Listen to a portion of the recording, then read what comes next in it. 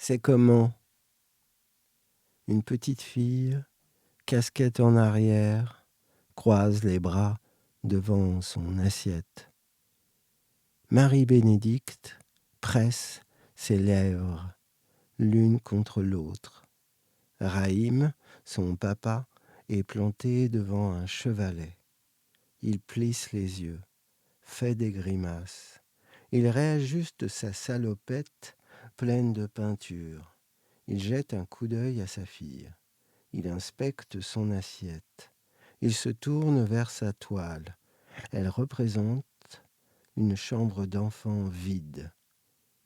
Il tourne la manivelle de son chevalet. Il tord ses lèvres et plisse ses yeux. Marie-Bénédicte, finis ton assiette. Après, on ira à la plage, dit-il sans la regarder. Il prend son pinceau et le plonge dans de la peinture noire. Marie-Bénédicte a les yeux rivés sur le contenu de son assiette. Tout d'un coup, les haricots s'animent comme s'ils étaient de petits crocodiles. Le reste du steak ressemble à un tas d'asticots qui frétillent. C'est pas bon, c'est pas bon, c'est pas bon. La petite fille tape de toutes ses forces sur la table. À chaque coup, la maison fait des bonds, des saltos avant et arrière. S'ensuit un grand flash de lumière qui dévoile une toute petite maison avec de longs couloirs et d'innombrables étages. Dans le plus haut, Marie-Bénédicte installe son papa Raïm sur ses genoux. Il ressemble à un petit enfant de 6 ans. Il porte des lunettes et tient un livre qu'il essaie de déchiffrer. Sa maman, Marie-Bénédicte, le tient la tête en bas. La petite fille ne voulait pas manger son repas. Son papa a été gentil et l'a laissé tranquille. Comme promis, ils sont partis à la plage pour rencontrer sa maman, déchiffre le petit Raïm. Bravo, Raïm, applaudit Marie-Bénédicte. Elle lui remet la tête à l'endroit. Elle le serre très fort contre elle. Tu vois quand tu veux, sourit-elle. Raïm gonfle le torse, il saute des genoux de Marie-Bénédicte et atterrit sur le sol. Il sort de la chambre, court dans le couloir et pousse une grande porte qui dévoile une petite chambre. Il saute sur le lit et attrape son nounours Nestor. Il le met sur ses genoux. Il était une fois une petite fille qui devait finir son assiette, sourit Raïm. Raïm ferme un œil, le rapproche de l'œil de son nounours, lui écrase le museau. Marie-Bénédicte est sur le seuil de la chambre. Elle laisse la porte ouverte. Elle se retourne et marche le long du couloir et arrive devant une grande porte. Elle l'ouvre et se retrouve dans une chambre de petite fille. Elle escalade pour monter sur le lit, s'étend et ferme les yeux.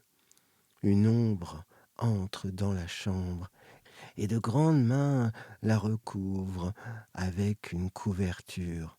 Par la fenêtre, le soleil se couche, puis il se lève. Sur la plage, Raïm parle avec une jeune femme qui fronce les sourcils. Elle se retourne, elle regarde Marie-Bénédicte qui est allongée en face d'un château de sable. Raïm baisse les bras. Marie-Bénédicte gratte dans le sable et en sort une minuscule peluche de pingouin. Elle la secoue et l'approche de son oreille. Elle tourne la tête pour voir Raïm et Tabitha. Tabitha s'éloigne. pourquoi tu dis que ma maman est bizarre ?» chuchote-t-elle à l'oreille de la peluche. La pluie se met à tomber. Raïm prend Marie-Bénédicte dans ses bras. Il marche dans le sable. Marie-Bénédicte regarde son château de sable qui diminue. À mesure que la pluie tombe, la voiture démarre. « Oui, je laisse la porte ouverte. Je suis juste au fond du couloir. »« Tu sais où me trouver, » dit Raïm. Il continue à marcher le long du couloir. Il entre dans sa chambre. Il s'assoit sur son lit.